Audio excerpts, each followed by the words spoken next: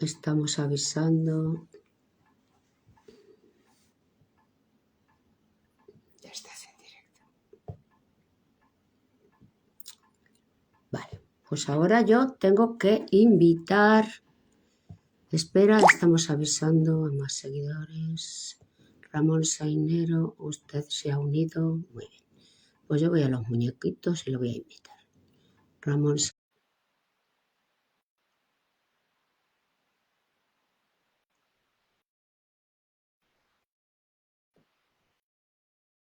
Saludos, saludos, saludos. Mari Carmen, Nuria, Claulun. Tenemos seguidores aquí. Estamos esperando a Ramón Sainero para que se incluya en este directo. Vamos a ver si tenemos suerte y nos vemos todos. Ramón Sainero está invitado. Enseguida va a aparecer. Buenas noches. Buenas noches. Hola, hola. A ver. Vamos a esperar un poquito. Saludos a todos. Estamos muy felices de recibir en este directo en La Diosa Blanca a don Ramón Sainero, profesor emérito de la UNED,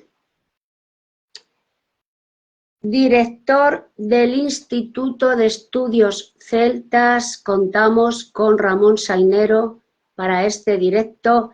Si logramos dominar Instagram, Chicos, chicas, Ramón Sainero, invitar de nuevo. Venga, a ver si nos ven. Vamos a llamar por teléfono a su casa a ver si tienen algún problema o cómo. Buenas noches. Liz, ya estamos. ¿Ya está? Sí. Buenas noches. Buenas noches, Amarilis. Es un placer presentar al doctor Sainero. Por favor, profesor Sainero, puede pasar. Es un placer que nos presentes al profesor Sainero. Buenas noches. Buenas noches. Buenas noches, un honor, un placer, don Ramón Sainero. Tengo una chuleta para leer un poquito quién eres. Director del Instituto de Estudios Celtas, perteneciente a la Real Academia de la Historia Española. No, No. perdón. Dilo bien. Soy académico en el Instituto de Investigación de Atenas por invitación. Yo nunca lo pedí. En la Real Academia de la Historia he estado como fundador del Instituto de Estudios Celtas y director coordinador del Instituto de Estudios Celtas. Tengo más cosas, a ver si me corriges. Eres representante español en el Consejo de Dirección del Centro Internacional de Estudios Celtas. Sí, con Brasil y Portugal, efectivamente. Profesor emérito de la UNED, una dignidad de la investigación de la historia de nuestros antepasados, los celtas. Y pregunta inminente que todo el mundo nos hacemos. ¿Cuál es tu fuente de inspiración para haber hecho tantos años de esta investigación? ¿Cuál fue tu fuente de inspiración? ¿Cómo entraste en estas investigaciones sobre los celtas? Pues muy sencillo. Algunos se van a reír. A la manera de hacer un Bambi. Bambi, el ciervecito tan bonito que veía yo de pequeño en el cine. Y me llevaban mis padres. Yo tendría 8 o 9 años. Y el Bambi, que yo digo hacer, es un rompecabezas, curiosamente, y con las cositas que a los niños nos regalaban, ¿eh? Eran piececitas que íbamos poniendo, en un lado estaba un cuernecito, el otro el hocico del Bambi, el otro una pezuña, el otro el rabito, y poco a poco con esos trocitos se llegaba a completar el Bambi. Pues sencillamente yo he hecho algo muy sencillo, ¿qué es eso? Muy Hacer un sencillo. rompecabezas, lo que llaman en inglés puzzle, y ir coleccionando, recogiendo trocitos. Trocitos dentro de mi campo, pues, o de lo que yo quería investigar, pues iba cogiendo apartados de historia, de arqueología, de lingüística, de literatura, de mitología, de ADN, trocitos, trocitos, y si los encontraba, los iba poniendo en ese rompecabezas hasta llegar, si podía, a completar ese Bambi. Así de sencillo. Es, Muy sencillo, lo veo, vamos, sencillísimo, Ramón, muy sencillo. Te puedo tutear, por cierto, sí, sí, profesor, por te supuesto. puedo tutear, te lo agradezco porque yo sé que eres una persona muy cercana y por eso es una maravilla tenerte aquí, que nos des toda esta información que necesitamos, porque lo que entiendo con el puzzle este que hiciste es que nuestra historia no estaba definida en ningún sitio, ¿no es así? Nuestra historia no estaba definida y no lo está tampoco. ¿Eh? Eso es. ¿Cuál es el origen de la Unión Europea, el origen de Europa? Pues todo eso en estos momentos está en proceso de evolución y de estudio y de hacer un Bambi. Que Un hacer un Bambi, banco pero de un trocitos Bambi no de solo por mí, historia, sino de arqueología, de lingüística, de de antropología, de todo teología, un de poco. toda antropología, etnología, lingüística, ADN, todo eso, pero no solo por mí, digo, es por todos los países de la Unión Europea y fuera de la Unión Europea también. A ver Mira, si podemos hablar un una poco de pregunta ello que me luego. están haciendo, algún seguidor me está preguntando, háblanos un poco, me dicen aquí, porque hay una conmoción respecto a el ADN, si los españoles tenemos ADN celta, ¿cómo se ha descubierto esto? Esto es impactante, esto es impactante. ¿Cómo es esto? ¿Cómo se puede demostrar que los españoles tenemos ADN celta y en un tanto por ciento bastante elevado? Pues esto se ha descubierto con los avances de la ciencia. El ver los haplogrupos, el ADN, la sangre de los españoles, portugueses, franceses, ingleses, irlandeses, alemanes, holandeses, belgas, daneses, suecos, checos, polacos, tal, todos rusos, ucranianos, armenios, de la Iberia del Cáucaso. Entonces, al comparar todos esos ADN, nos hemos llevado una tremenda sorpresa.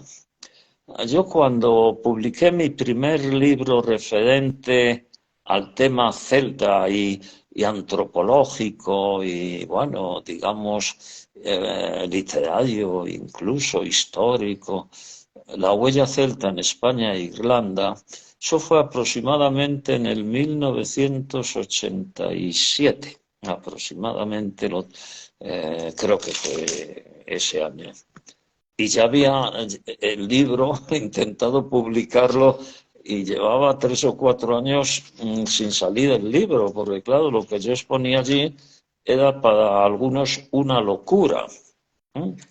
Porque Es horrible, yo es hablaba de horrible. algo en una época, claro, yo ya soy muy viejo, ¿eh? No, no, Los próximos que cumpla serán 80 años, Eso no es nada. Entonces, claro, La eternidad, eso no es nada, nada. cuando estaba con el tema, no era todavía ni doctor, estaba próximo al doctorado, estaba preparándolo. Entonces, claro, cuando presenté aquello diciendo de que la teoría hitleriana del catedrático de Berlín, Alfred Kossinga, que decía que la raza alemana es una raza superior, porque eran la gente aquella de ojos claros, rubios y la raza especial aquella, y que incluso hubo profesores de la Universidad Española que lo defendieron y mucho, y yo creo que sinceramente creían en ello, de que los visigodos, por ejemplo, los visigodos eran una rama de esos germanos rubios, ojos azules. Y cuando yo publiqué en mi libro La huella celta en España e Irlanda, que el origen no era de esos rubios de ojos azules, que esta gente venía de la Iberia del Cáucaso y de la Gran Armenia, la Gran Armenia que está en la parte norte entre el Mar Caspio y el Mar Negro, y que unos sí podían tener los ojos azules, pero otros los ojos oscuros, lo mismo que el pelo. Pues entonces el libro pues prácticamente no lo quería en los distintos estamentos universitarios, pues resultaba incómodo. Entonces, bueno, como profesor ya de universidad, pues seguí no solamente con La huella celta en España e Irlanda, sino con una serie de libros seguidos de pues, los orígenes celtas del reino de Brigantia, los orígenes de la lengua celta en la península ibérica y otros libros más que son una colección, por así decirlo, y como profesor ya titular y luego agregado con categoría de catedrático de universidad al final, pues entonces con esos libros ya no era un simple alumno o un profesor ayudante. Y entonces, bueno, lo que hacían era callarse y darme de lado. Pero cuando algunos especialistas como Brian Sykes, genetista, profesor de la Universidad de Oxford, y luego otros profesores de Estados Unidos, de Harvard, de Yale, de Gales, genetistas también, vieron que todos los libros en los que yo hablaba de esta trayectoria de los armenios y los iberos del Cáucaso, y su camino por la zona del Mediterráneo, de Anatolia, norte de Egipto, llegada a la península ibérica y de aquí luego a las Islas Británicas, Y no pues al revés. sorprendentemente vieron que el ADN de todas estas gentes que yo iba mencionando en mis libros, con el Bambi que había hecho, con el Bambi con pruebas geológicas, pruebas históricas, pruebas lingüísticas, pruebas literarias, en lo que he estado más de 40 años buscando pruebas. El Bambi ha llevado mucho tiempo, obviamente. Entonces vieron que todas esas pruebas indicaban que todas esas gentes tenían el mismo ADN. El Y no, haplogrupo R1b, desde la zona de Armenia y la Iberia del Cáucaso, que todavía hoy en día tienen el 43% aproximadamente, incluso en la Armenia actual, en la zona próxima al Monte Ararat. El Monte Ararat ahora está en Turquía, entonces estuvo hace siglos en la Gran Armenia. Pues alrededor, pues las gentes tienen ese haplogrupo, el R1b, hasta un 60% aproximadamente, Los rusos que están al lado solo tienen el R1B en un 2% aproximadamente. El centro Europa se Eh, cayó eh, por su peso. y entonces, claro, y cuando se ve que en España los vascos tienen cerca del 90% del haplogrupo R1B, el mismo que de Los Armenia, vascos. Isla Ibérica, España, Portugal, Francia, Irlanda, con cerca del 90% como vascos, castellanos 75%. Y entonces vamos viendo en toda la península ibérica que hay una media de un 70% de ADN del haplogrupo R1B, igual que en Armenia y en la Iberia del Cáucaso, entre el mar Caspio y el mar Negro, y que eso también está en Irlanda y está en Gales, está en Escocia e incluso en Inglaterra, Cosa incluso en Inglaterra, que seguramente cerca los ingleses se del negarían, porque fíjate los ingleses cómo son, ¿eh? Pero por fin el ADN ha demostrado que de igual los, manera son celtas también. según el ADN, que es una prueba científica, No es pues ineludible, ¿no? los ingleses no son mayoritariamente de origen anglosajón, son No, ya, mayoritariamente de origen, pues digamos, de esta cultura hispano-irlandesa, armenio-ibérica, por así decir, para de porque decirlo. todos Y, estos Ramón, sectores te son la iba a misma. preguntar, ay, perdona, ¿ibas a seguir? No, te iba a ¿Perdón? preguntar respecto de lo que estás diciendo, el libro de las invasiones que tú has Sí, editado, que has traducido ese manuscrito, que nos ha sí. dejado a todos impactados cuando hemos leído el libro de las invasiones, explica el libro de las invasiones cómo los hispanos llevan a Irlanda este ADN, esa cultura, todo lo que los irlandeses son. En ese libro Eh, lo encontramos. todo lo que los irlandeses son y todo lo que los españoles son y todos los escoceses son y todos los galeses son y todos los franceses son y todo lo que los armenios son y todos los habitantes de la actual Georgia, de la Iberia del Cáucaso, son primitivamente, no en la Ya, Edad ya, Media, posteriormente. Y el ya, ya. libro de las pasiones fue el que me impulsó a hacer una serie de cursos de verano en la zona oeste de la Gaeltach, en Irlanda. La Gaeltach es la zona que todavía se habla algo de celta irlandés, gaélico.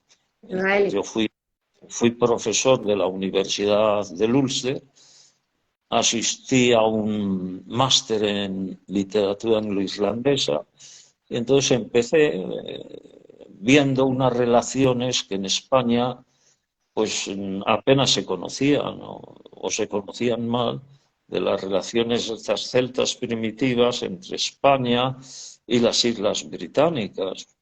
Y entonces empecé a curiosear, primero curiosear el libro de las invasiones, para luego hacer una tesis doctoral en literatura anglo-irlandesa con temas celtas, lengua celta, cultura celta, dentro de esta tesis. Y entonces el libro de las invasiones es justamente lo que dice el libro de las invasiones, es lo que yo hice en mi Bambi.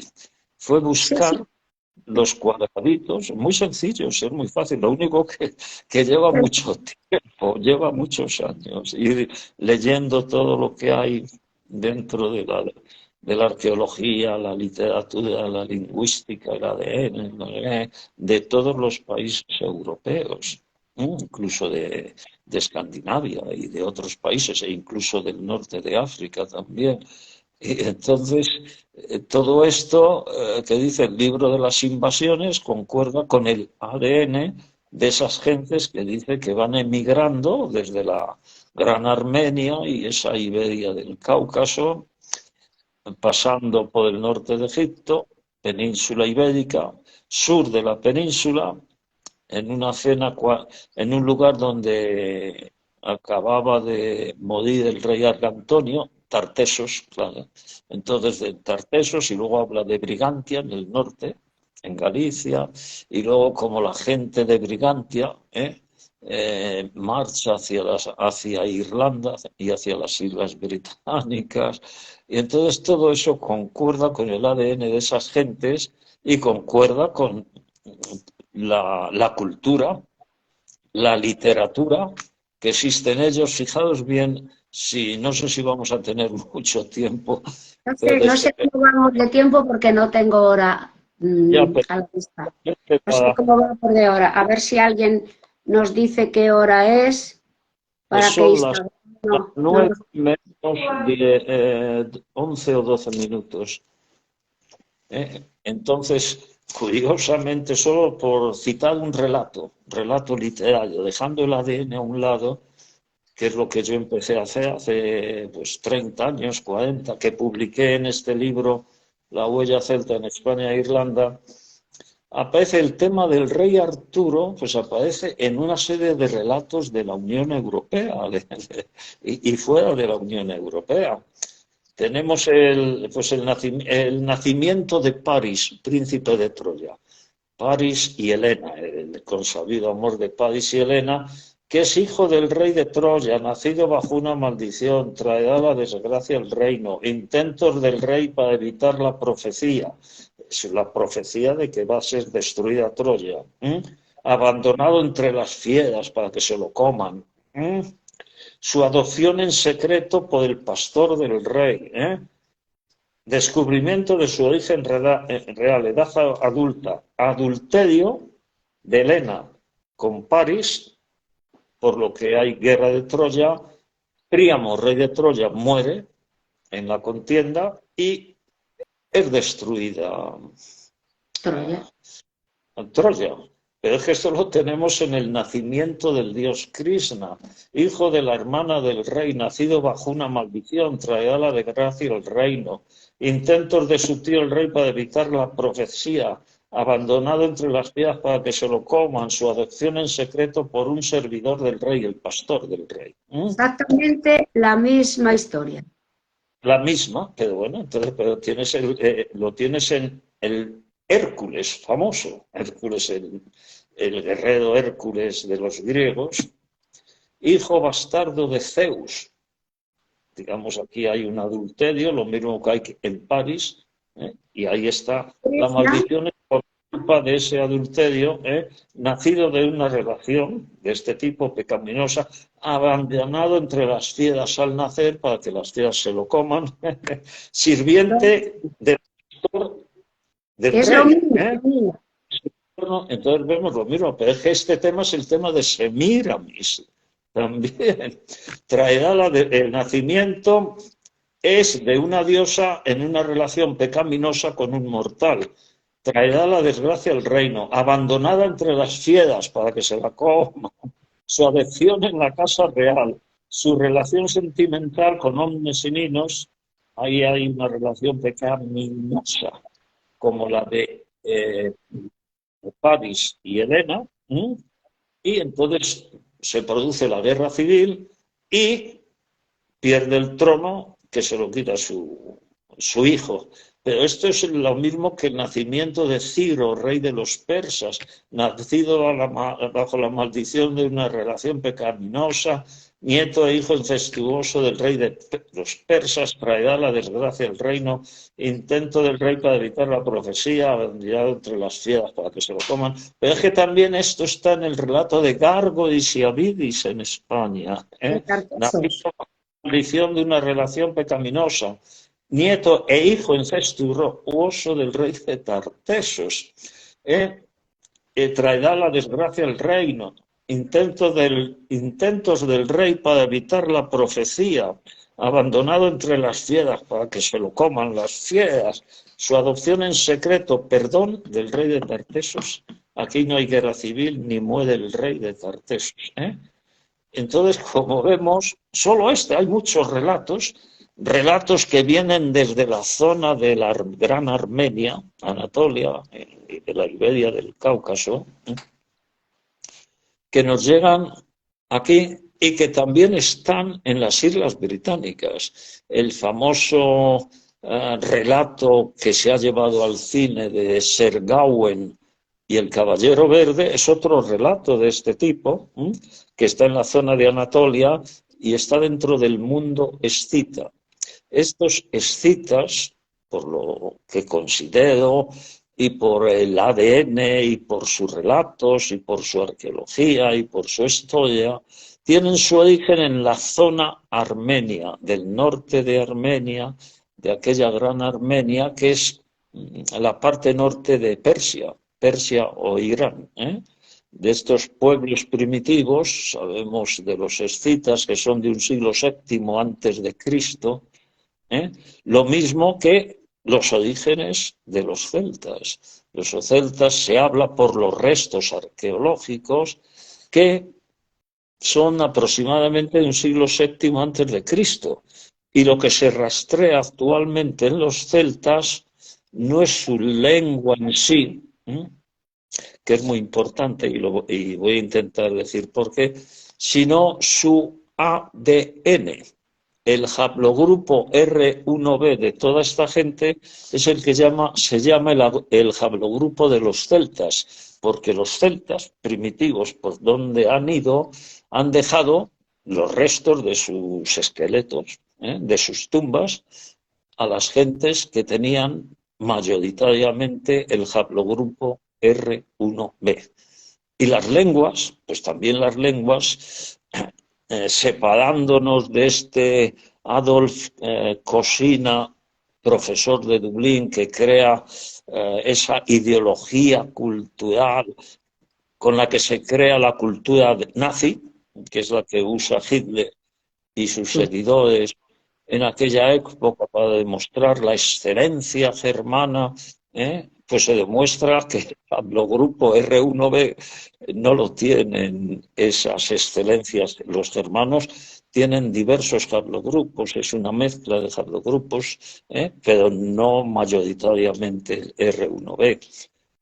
Y, curiosamente, lo que sí tenemos son las lenguas celtas que se han hablado y todavía se hablan en algunos países de España, Portugal, Francia, Irlanda, Gales, Escocia, Inglaterra. Algunas se siguen hablando, como en Irlanda, lengua nacional, que yo estuve 10 años yendo a los cursos estos de un mes de julio, 5 horas y media al día, en los que cogíamos grandes catarros allí, todos o casi todos los alumnos, allí 5 horas y media, menos domingos y sábados por la tarde, pues caramba. Y entonces toda esa gente tiene la misma lengua y el mismo haplogrupo y el mismo ADN, pero el centro de Europa, Alemania, Escandinavia, República Checa, Polonia, Ucrania, Rusia, no han tenido nunca una lengua celta que pueda llamarse ni en manuscritos ni en escrituras. ¿Y cómo lo llevan ellos esto? Porque tantos años, 40 años, haciéndonos creer que los celtas vienen de Centro Europa, bajan, dicen los historiadores, los celtas bajan a la península ibérica, entran por los Pirineos, y ahora que se ha demostrado que eso no es así, ¿cómo lo llevan? ¿Cómo lo llevan? ¿Cómo lo llevan ellos? Hay una fuerte lucha cultural, según lo veo yo, y esto lo estuve comentando en Dublín, en este congreso o simposio de la Unión Europea, al que me invitaron, y fue para, sorprendentemente, yo esperaba dar un curso a alumnos del Instituto Cervantes de Dublín, y tuve allí 30 y tantas personas, de las que más de la mitad eran embajadores, embajador de Italia, embajador de Georgia, la Armenia, la Armenia, la Georgia, la Iberia del Cáucaso, en la zona norte de esa Iberia del Cáucaso eran los alanos, famosos escitas alanos que se asentaron en la península ibérica. y un montón de embajadores que yo no me esperaba aquello, ¿eh? Y esto que estoy diciendo aquí lo estaba diciendo allí también. Y entonces, curiosamente, hay ahora un forcejeo en Europa, en la Unión Europea y fuera de la Unión Europea por y para fijar la cultura primitiva de la Unión Europea. Entonces, claro, yo en principio fui invitado porque tengo algunos libros como Los orígenes históricos y culturales de la Unión Europea, que está publicado en Estados Unidos con la editorial académica, The Celtic Syrians of the Irish Manuscript Laur Gabala, los celtoscitas del manuscrito Libro de las Invasiones, y que está en esto, la huella celta en España e Irlanda, aquel primitivo libro, que esto es una extensión de aquello que publiqué en 1997, creo recordar. Y lo que se intenta ahora es fijar una cultura que está centroeuropa, por un lado, que quiere extender su influencia centroeuropea, y por otro están las zonas de Escandinavia y están las zonas de Rusia, Ucrania y están los países del Mediterráneo.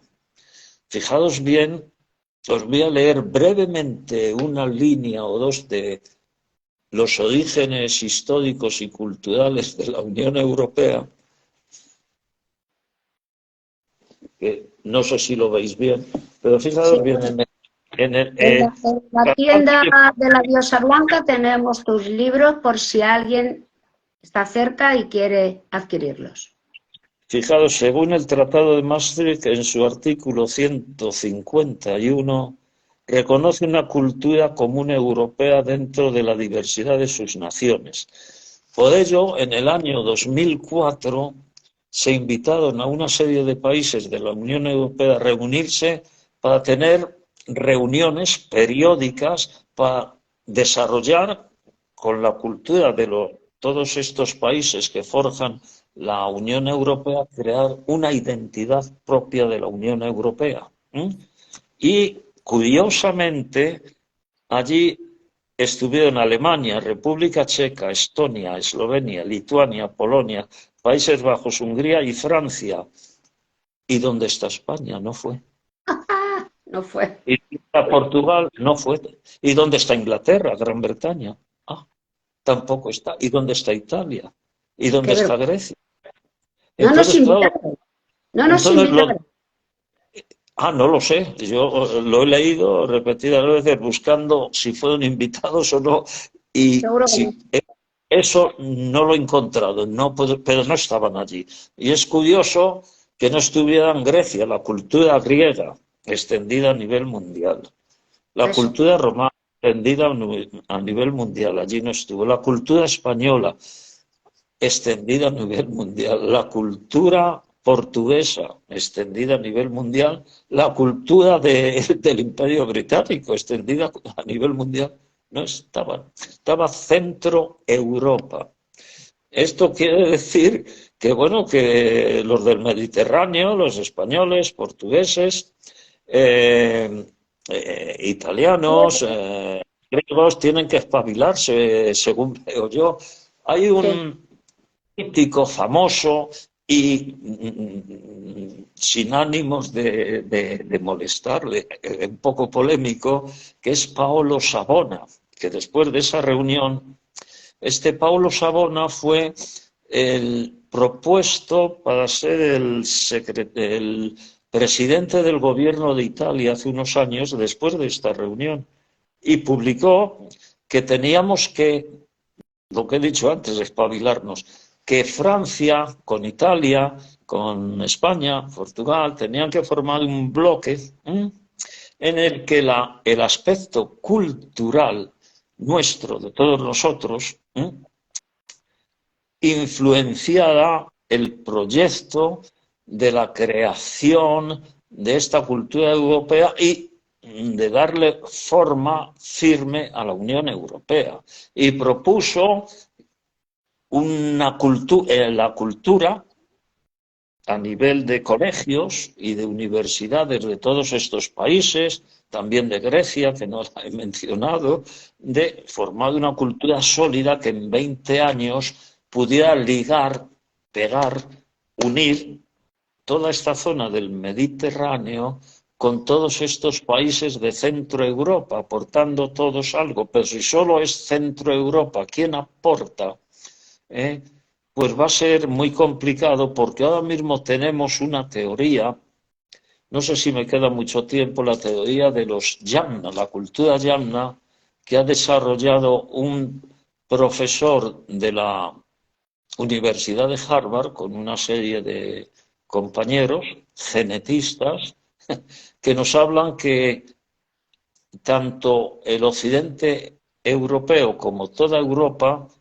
hablo de Inglaterra, Irlanda, España, Portugal, Francia, Alemania, etcétera, fueron conquistadas por unos pueblos llamados Yamna, que venían de la zona de Ucrania y Rusia, que exterminaron a todos los hombres del R1B e impusieron el ADN de estas gentes de la zona de Rusia. Y entonces, sorprendentemente, esto está muy, muy de moda en lo que es Centro Europa y Estados Unidos, pero por lo que a mí, dentro de mi investigación, me afecta, yo lo que veo es que ellos han encontrado en España unos 100 esqueletos, 100, 150 esqueletos, y si alguien tiene más pruebas, le ruego que me lo diga, no sea que siga diciendo las mismas tonterías, de estas gentes que exterminaron a los R1B, cuando en todas las zonas de Europa, de España, de Portugal, de Francia, de las Islas Británicas, etcétera, etcétera, hay no 100, 110, y en Francia 70 esqueletos, y en Alemania 12 quizás, no, eso lo tengo escrito y de memoria no lo recuerdo. Lo que tenemos en los enterramientos primitivos estudiados por genetistas son millones y millones y millones de personas que llevan el R1B celta. El R1B, el haplogrupo R1B en España, Portugal. ¿Cuántos millones y millones de muertos hay en España? Dios mío, desde el año 5000 o 6000 antes de Cristo. Y en Francia, todos los millones y millones, y en Inglaterra, y en Escocia, Irlanda, Alemania, etcétera, etcétera. Entonces quieren relacionar unos pueblos primitivos que exterminaron, según ellos, y aportan 100, 120 esqueletos frente, pues a lo mejor a 500 millones de esqueletos desde el año 50. No tiene comparación. 150 esqueletos con millones de esqueletos demostrables. No tiene comparación. Vamos a mirar la hora, permitidme. ¿Perdón? No, que estaba mirando la hora. 9:07 minutos. Entonces, no, vamos media hora. Tenemos un cuarto de hora para ir terminando, porque si no Instagram nos elimina el directo. Un cuartito de hora. Si quieres que te haga alguna otra pregunta o prefieres continuar con esto. A 100 esqueletos podemos aportar 500 millones de los del R1B. ¿No? Y con esto, en fin, que sigan investigando los genetistas. Sí, pero vamos, esto ya está demostrado y es demostrable y ya no tiene vuelta de hoja. Ya la utopía esa que nos contaban, no. No. La investigación, si alguien sale con una buena prueba, la prueba, y yo mi prueba después de pues fíjate, de 50 años, lo de mi libro La huella celta en España e Irlanda, esa prueba ha quedado en el libro y ha salido, está viva. totalmente viva, aunque ha habido gente que ha querido enterrarla, o unos por ideología, creo, y otros por ignorancia. Da igual. Dime otra preguntita de esas Sí, buenas mira, que una tenéis. preguntita por aquí que te queríamos hacer y que también la preguntan los seguidores. ¿Cómo ves tú en España la cultura? ¿Cómo la concibes? Nuestra historia, nuestros antepasados. ¿Cómo ves la cultura en España? Ramón, Muy mal, muy muy mal. bien, ¿Por muy bien. qué? Yo voy a hacer una prueba y que si alguien la puede rebatir, por mí encantado, e incluso será un alivio. La revolución industrial empieza en Inglaterra y se extiende a Alemania. Empieza en el siglo XVIII, 1707, que empieza el reinado de la reina Ana del Imperio Británico. Y entonces esa revolución con las minas que crean líneas férreas y un montón de maquinaria, van creando una industria, lo mismo que en Alemania, en el Ruhr, en el sur de Alemania, las grandes minas de carbón, ¿eh? que necesitan gente experta, analfabetos ya no vale. Lo voy a decir de la forma más clara posible. Vamos, no es que no valgan, es que para crear una industria poderosa se necesita gente preparada. Mira, me Y dice, perdóname, Ramón, una sí, seguidora que se llama Ana dice, qué honor tener a don Ramón Sainero con nosotros. Qué sabiduría, qué comprensión, cómo nos está ayudando a todos. Ramón, Ana de Sevilla. Bueno, pues continúa, discúlpame que te corté porque si no se me va. Discúlpame. escúchame, se llama Ana, escúchame Ana, que Ana. lo que a mí no me gusta, a mí no me gusta. Pero eso son conclusiones que ojalá alguien me las pueda rebatir con pruebas fehacientes y yo diga, pues tienes razón. En esa época, ya a mediados del siglo XIX, con una industria ya importante en Alemania e Inglaterra, lo que habían hecho los alemanes, gobiernos alemanes e ingleses, es alfabetizar a sus niños.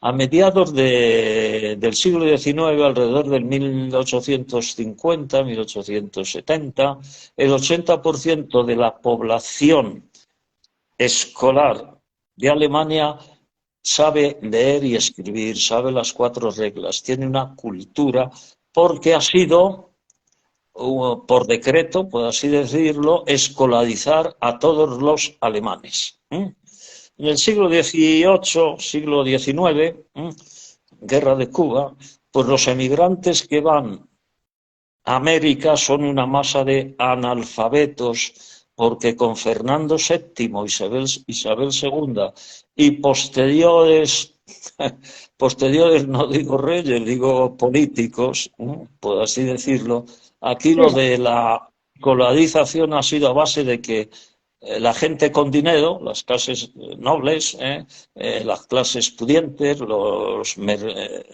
la gente que tiene comercios, pueda a sus niños educarlos.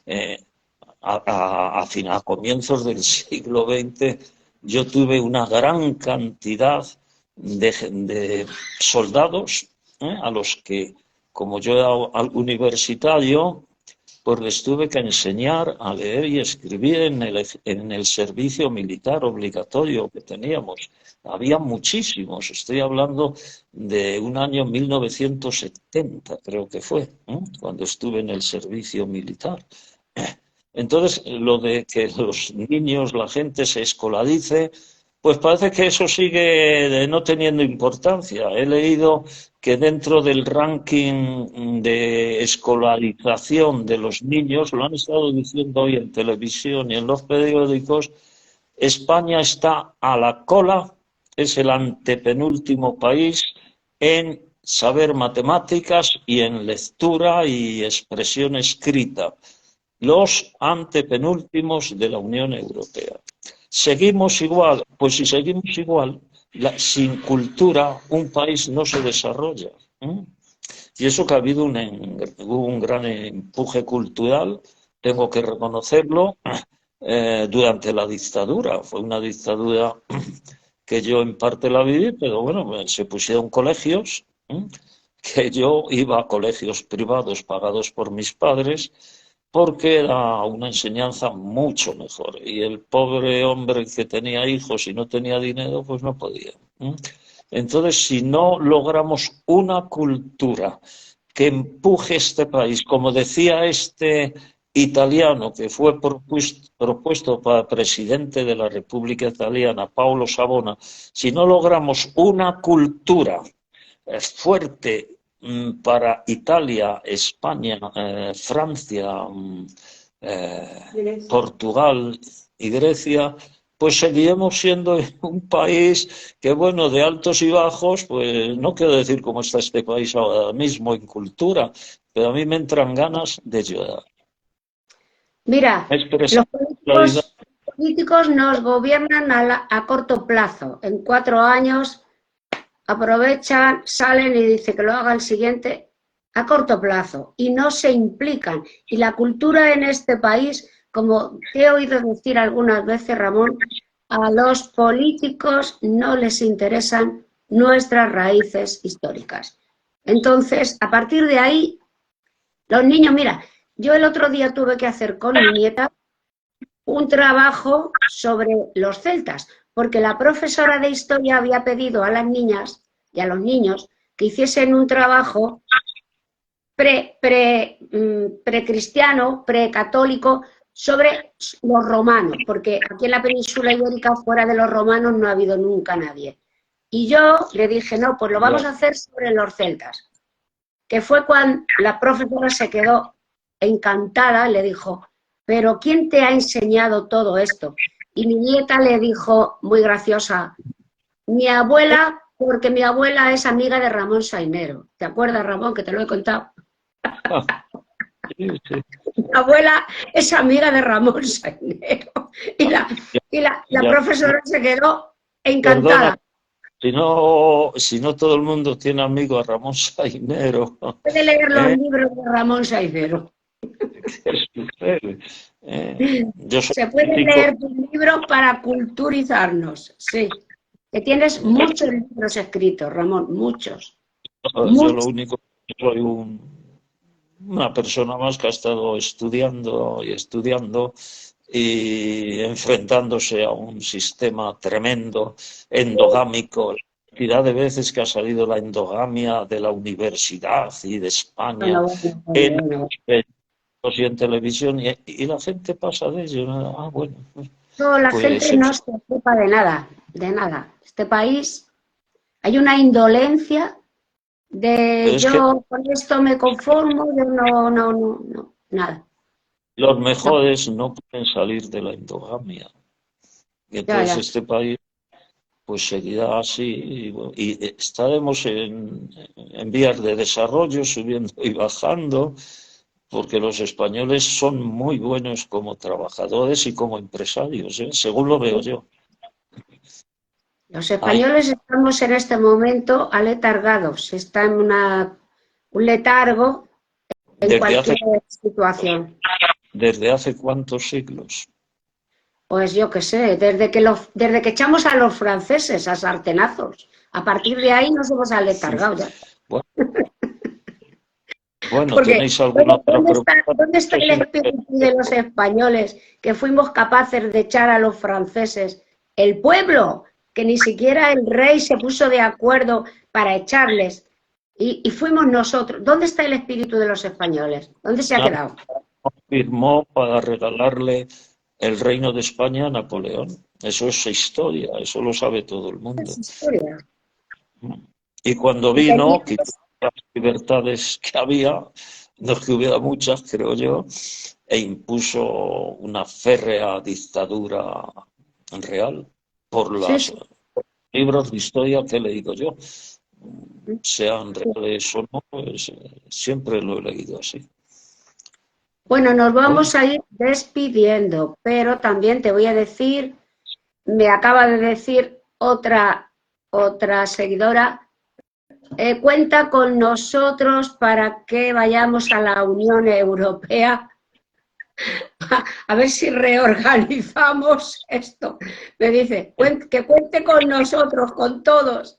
Bueno, Ramón, te pediría que otro día nos atiendas en otro directo, porque hoy has hablado un 0,0001% de todo tu conocimiento. No da tiempo. Tampoco es eso. Tampoco es eso. Pero Los que otro día no te importará, ¿no? No te importará venir invitado. Me encanta que me hayas invitado, pero te tengo que decir que los que investigamos en una cosa somos grandes analfabetos en lo demás. Sabemos, ya lo sé. Mucho de una cosa. Yo no sé nada de esto, de cibernética, de esta, no sé nada, ¿ves? Tenemos que estar pensando cómo me conecto. Bueno, de eso no sabemos.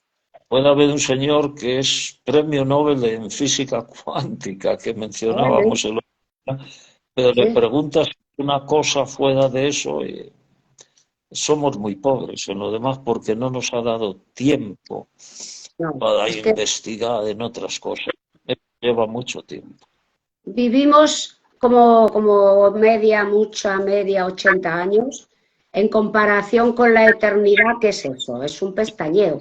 Y en 80 años no puedes abarcar todo, Ramón, pero el conocimiento que tú tienes, la investigación, lo que nos ayuda a todos quienes te escuchamos, nos ayuda a descubrir nuestras raíces, nuestro árbol, que un árbol que no tiene raíces no puede dar frutos. Eso es lo que la gente no entiende. Si no tienes raíces, ¿cómo vas a dar frutos? Que no sabes de dónde vienes, que no lo sabes. Mira, yo he preguntado en la tienda, por curiosidad, oiga, ¿usted sabe si antes de Cristo teníamos aquí cultura, religión? No. O sea, antes de Cristo aquí había cavernícolas. Vamos a ver. Que no, Ramón, a nadie le interesa la raíz de tu árbol, de tus antepasados, por favor. No. No les interesa, a la gente no le interesa. Bueno, yo el último libro que estoy escribiendo entra dentro de esto que dices, que se titula Los orígenes de la cultura de la Unión Europea desde Zoroastro a Jesús. Eso va a ser una revelación. Ya me está preguntando la gente cuándo sale ese libro a la luz. Bueno, eso lleva tiempo. Y ahora los editores, los libros universitarios son reacios cada vez más a publicarlos porque ahora con mucho WhatsApp, mucho Instagram como esto que tenemos aquí, pues la gente lee menos libros universitarios. Se leen novelas más dentro de otro campo. Mira, esta me dice, a mí sí me interesa, Luna. Dice, no sé, a ver cómo se llama, que me acaba de decir, mira, se llama Coqui y dice, a mí sí me interesa, Luna. Porque yo le digo, yo he dicho aquí, a la gente no le interesan nuestras raíces históricas y ella dice, a mí sí me interesa, Luna. A ti y a mucha gente que nos sigue, porque yo mi perfil de Facebook, de Instagram, pues simplemente como lo que voy conociendo, el origen, pues eso, todo esto que voy leyendo, que voy investigando con tus libros y con tus charlas, y los seguidores están encantados. Y ahora mismo este directo, la gente está de puente, ¿sabes? Bueno, tenemos en directo mucha gente que nos está viendo, pero luego lo van a ver, porque esto se queda colgado en Instagram, y lo van a ver a la vuelta del viaje, porque tenemos mucho interés, mucha gente. Otra gente no quiere saber nada, ya lo sé, pero otros muchos sí estamos en esa dinámica de nuestras raíces históricas, que si no sabemos de dónde venimos, tampoco sabemos a dónde ir. ¿Cómo? No sabemos. Un pueblo sin cultura no puede progresar. Un pueblo muerto, Ramón. Y quizá a los políticos les interese eso, el que seamos lo más incultos posibles, puede ser. Quizá les interese para tenernos más controlados, más manipulados, bueno, posiblemente. Pero también te digo una cosa, la responsabilidad individual. No busquemos un líder, ni político ni religioso, no hay líder. Tú eres tu líder, responsabilidad individual y luego contagios psicológicos. Comunica lo que te va llegando, la verdad. Bueno, Ramón, muchas gracias. A todos Vamos a ver vosotros. si somos capaces de salir ahora de aquí, que yo no sé cómo se corta esto. Igual nos cargamos todo aquí. Yo creo que no. Voy a dar ahí en el directo a ver qué pasa. Un beso de parte de todos, de Un cordial todas. saludo para todos, para todas. Ha sido una verdadera virtud, diría yo. Esto es una virtud para el alma, que Muchas necesita gracias tantas virtudes. por tu ayuda. Y en fin, a ver si logramos que este país se culturice un poco más. Sí. Sea con, Dejaremos sea con los la semilla. otros, eso es otra cosa. Pero que los políticos de un lado y del otro se den cuenta de que este país necesita más cultura. Porque si, y más en un mundo tan tecnológico como en el que estamos, se necesita más tecnología y más el conocimiento de las raíces a nivel histórico, literario y de todo tipo que tiene este país. Así es, Ramón. Un Pues beso. nada más, muchas gracias. Te emplazo para dentro de un mes. Volvemos otro jueves a comunicarnos por Instagram para que, como tú dices, vayamos sembrando, vayamos soltando las semillas, porque inician procesos en la mente de la gente que está deseando saber. ¿Te En parece? los que el dinero no esté, porque si empezamos con lo del dinero ya sabemos lo que pasa en política, ¿no? De un lado. No. Aquí estamos a otra cosa. Con A otra cosa. dineros y cantidades muy elevadas pueden empezar gente muy ansiosa de hacer cosas muy buenas, pero luego vienen otros que lo pueden estropear. Así Eso es lo es. que pienso yo. Pero yo creo que aquí, con la gente en estos momentos que estamos conectados, tienen un deseo de cultura, de conocimientos y Sí, de sí. mejora del país. Nosotras tenemos el privilegio, la suerte de tener ese centro en la Diosa Blanca en Pinto, de reunir en verano a 7.000 personas que durante 30 años nos siguen y son la familia, están deseando saber, como nosotras. Entonces somos muchos ya, sí, la verdad. Muchas gracias, Ramón. Un besito para todas y todos. Gracias. Voy a ver cómo salgo de aquí, no estoy segura. Se va la imagen. Cortamos. Seguro.